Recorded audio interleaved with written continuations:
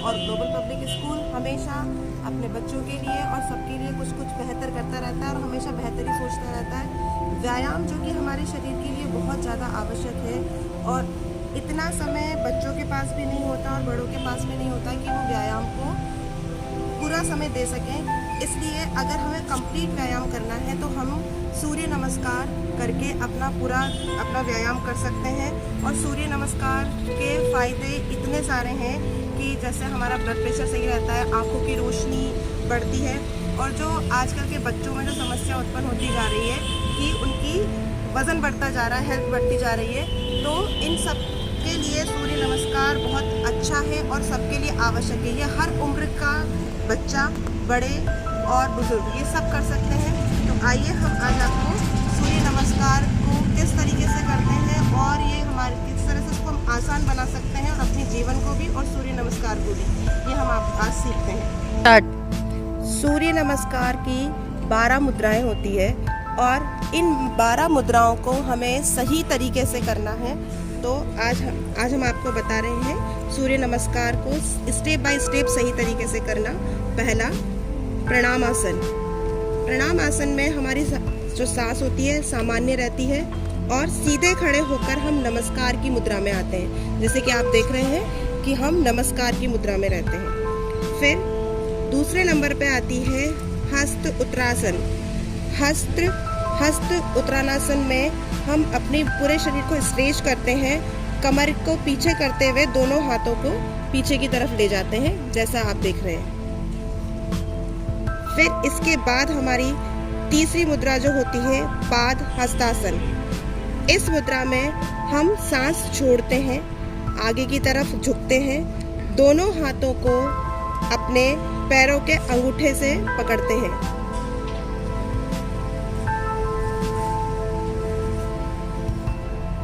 और जो तीसरा आसन है हमारा, उसमें हमारे घुटने मुड़ने नहीं चाहिए। फिर उसके बाद हम आते हैं अपने चौथी मुद्रा पे अर्धमुखी आसन।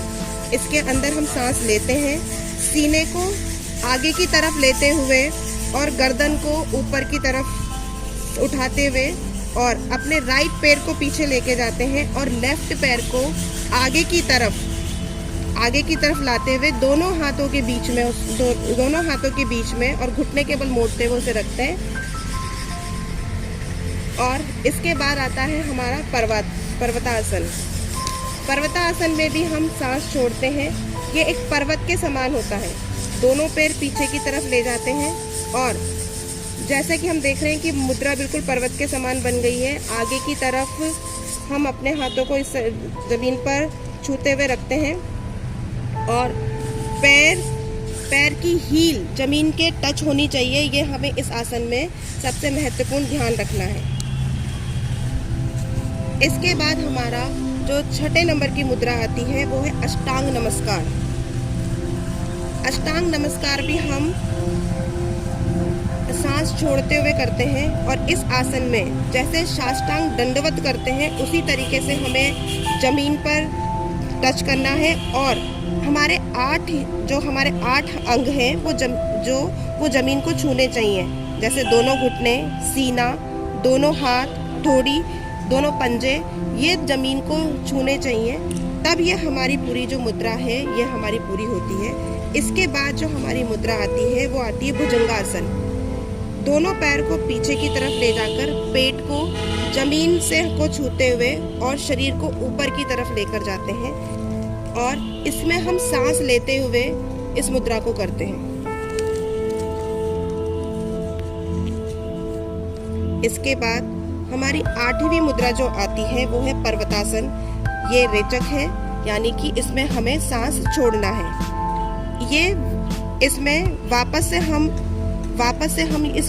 इस मुद्रा में आ जाते हैं, जैसा कि हम पहले कर चुके हैं। इस मुद्रा को हम वापस रिपीट करते हैं। सूर्य नमस्कार में कुछ मुद्राएं दोबारा होती हैं, 12 मुद्राओं में से कुछ मुद्राएं दोबारा होती हैं।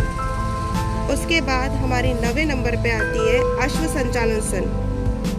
इसमें फिर हम सांस लेते हैं और अपने राइट पैर को दोनों हाथों के बीच लाते हैं और पीछे से घुटने को जमीन पर टच करते हैं। ध्यान रखने वाली बात जो इसमें यह है कि हाथों को हमें पैर की तरफ नहीं ले जाना है, पैर को हाथों की तरफ लाना है। हमारी जो 10वीं मुद्रा है वो है पाद हस्तासन। इसमें फिर हमें सांस छोड़ते हुए इस मुद्रा को करना है। बाएं पैर को हाथों के बीच में हमें लाना है और सिर को घुटने तक ले जाना है। इसके बाद हमारी 11वीं मुद्रा आती है हस्त उत्तरासन। इसमें हमें कमर को पीछे की तरफ झुकाते हुए हाथों के साथ हमें पीछे जाना है और बॉडी को हमारी पूरी स्ट्रेच करना है। इसके बाद हम वापस से प्रणाम आसन में आते हैं जो हमारी 12वीं मुद्रा है और हमें इसमें अपनी सांसों की गति को सामान्य रखना है। हमें हमारे सूर्य नमस्कार को 12 बार करना चाहिए एक समय में, और जब हम इसे लगातार करते हैं तब हमको इसके ये फायदे नज़र आते हैं।